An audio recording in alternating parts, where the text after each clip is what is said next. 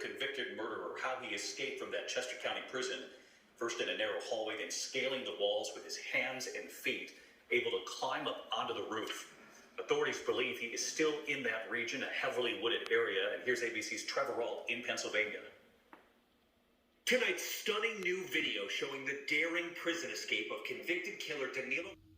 Let's talk about the killer's escape. Danelo Cavalcante, 34 years old, a double murderer, one in his country and one in this country, stabbed his girlfriend 38 times in front of her children. Escaped from Chester County Prison, Pennsylvania. I wasn't going to do a video because I know this news is all over and you can hear about all the wonderful things, but I want to break it down because after I heard tonight an update, it just makes me want to break it down. I just can't help it. I'm sorry, folks. Okay, this prison holds 1,259 inmates. It's a medium custody prison, again, in Pennsylvania. Now, I have a lot of questions. You saw the short video clip at the beginning, right? Question, and I want to be as respectful as I can to the management of this prison. We learn from our mistakes, folks. We learn from our mistakes. I've made mistakes as a correctional officer. I've made mistakes as a felony probation officer. I've made mistakes as a prison inspector, okay? And luckily nobody escaped, and luckily my mistakes didn't cause anybody to get hurt, but we all make mistakes. So let's give them the benefit of the doubt while we're going through this breakdown. Number one, the clothing really bothers me. Now, I want to ask this question. Does anybody know, was that escape paraphernalia? Or do they actually let them wear the t-shirt and civilian type pants and all that in the prison? To me, that has to be stopped. That's a number one, because when he scaled that wall and got out in that weak spot, which we're going to talk about, well, heck, he's good to go. He can run around. He looks like a normal guy on the street now. We've got to have uniformity among these inmates, you know. Like here in Florida, they have to have the prison blues on, you know, have to have those prison blues on. So the clothing bothers me. We could cut them some slack. I will cut them some slack. I'm going to be the bad guy. I'm the guy that has to come in now and do the investigation, you know, and figure out what's going on. Number one, I want to talk about the clothing. Did he obtain this from somebody, or is that something they allow him to wear? That's what number one. Number two, you saw where I put a raggedy red arrow. That, to me, I'm sure a lot of you think the same. That's his lookout man. You think that guy's hanging around that wall while he's back in that corner scaling that wall just for the fun of it? You know, if he sees somebody coming, an officer coming or somebody, he's going to yell some kind of code word. 7 up, 7 up, you know, whatever code word they had. I want that guy locked up in administrative confinement. Sorry if I offended anybody. I said the word confinement. I'm not going to change my verbiage. If you don't like that, let's get this guy that we believe is a lookout and put him in a safe place so he can't talk to anyone at all. And I want to interview him and find out what in the world is he doing out there. He knows what's going on around that corner. I'm going to search his property. I'm going to search the escaped convict's property as well. I want all that property. Boom. I want that cell that he was in taped off, and we're going to go down. I did back in the day, I would go down with the officers. I wouldn't say, hey, you guys go do that. I'd say, let's go, guys. Come on. Can I have a couple of officers?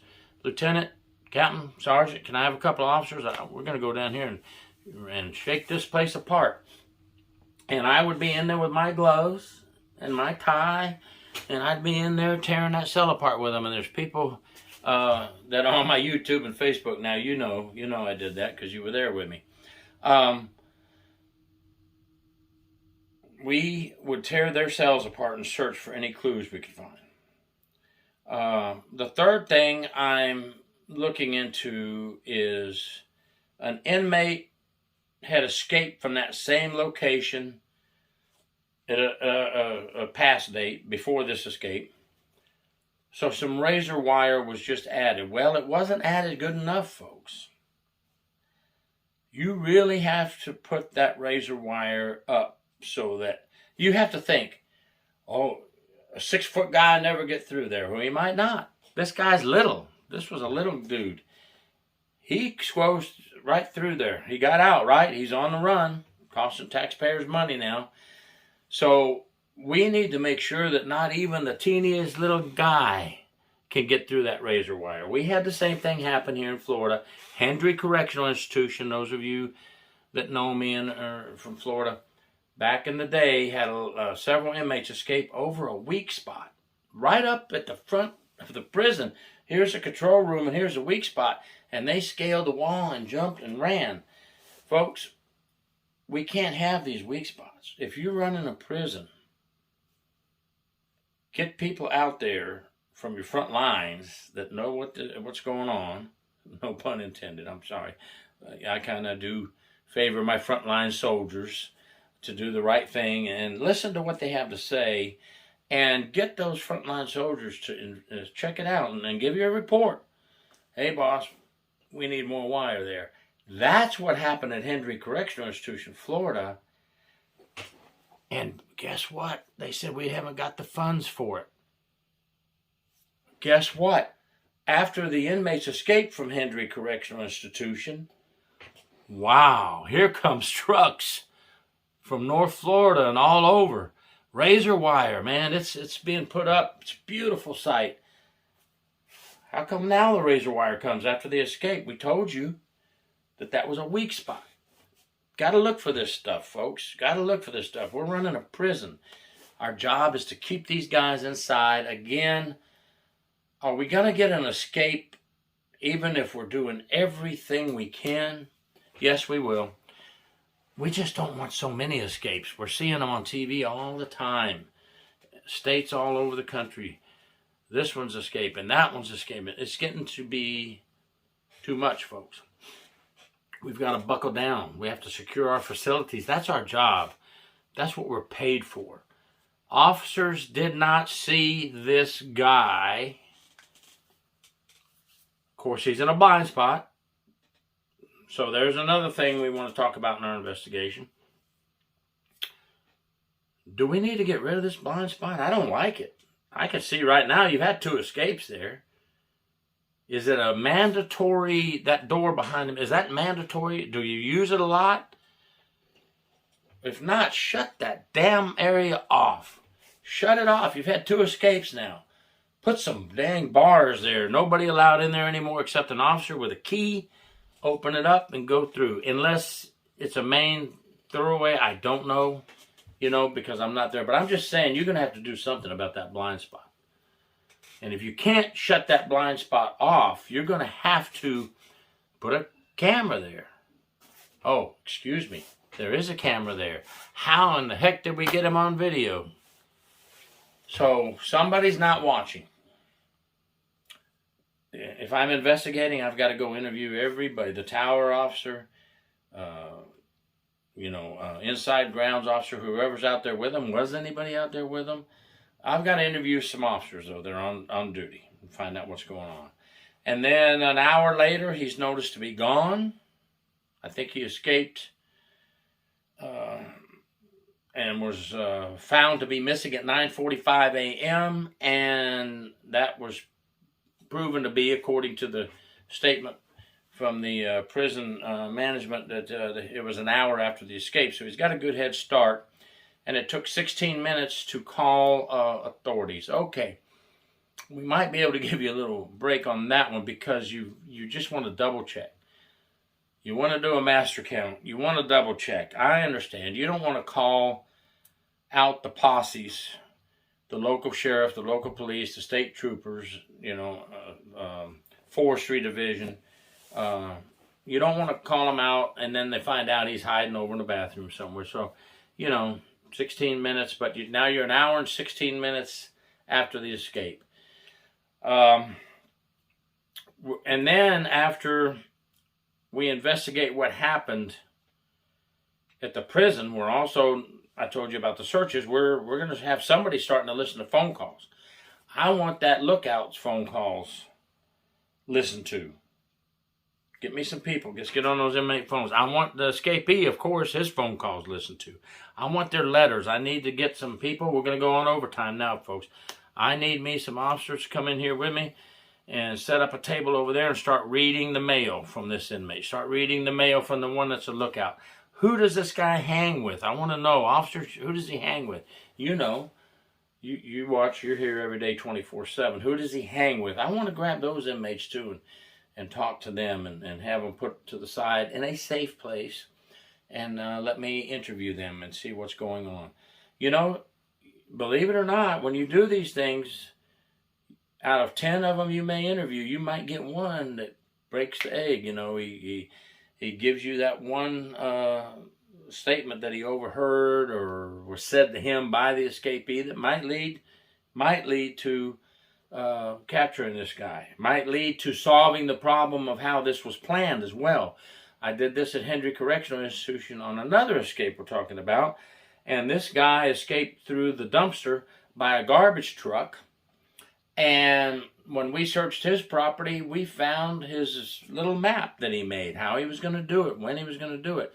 Of course, he's already gone. In his case, he didn't survive long. When we interviewed the garbage truck driver, he said after he got down the road from the prison, he went ahead and compacted the garbage. One thing the guy didn't think about when he made his plan. Crush, he's dead. We search at the garbage area, the county disposal area. It's not funny, but, you know, there's a face sticking up from all the trash. Just a face. The body's covered, but he was killed in the garbage truck. You know, this is why we do these things. This is how we learn some things, how they escape during the investigation.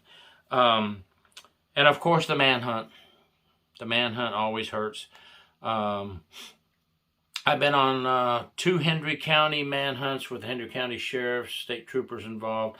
One of those, the state troopers caught the guy about 3 hours down the road in DeSoto County.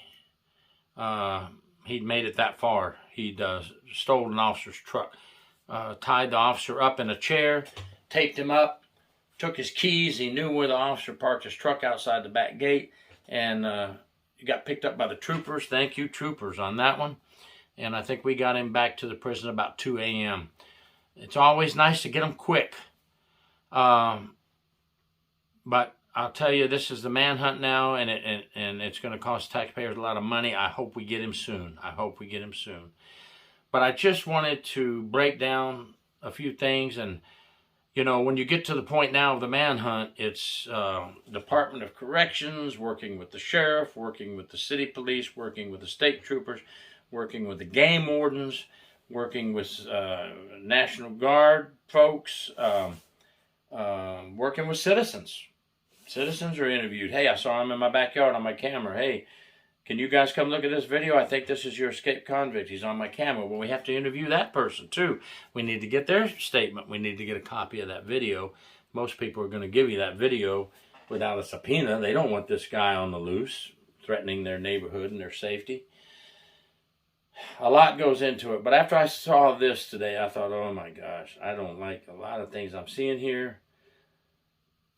Call it Monday morning quarterbacking if you want, but I just don't like what I'm seeing here. Some things are going to have to change at that facility. Yes, I said it. All right, let's pray that nobody gets killed in this incident from this murdering piece of crap. Killed his girlfriend, killed somebody where he's in the country he's from. Let's pray he gets caught before someone gets hurt or killed. Thank you for watching Gary York, True Prison Stories. Please subscribe.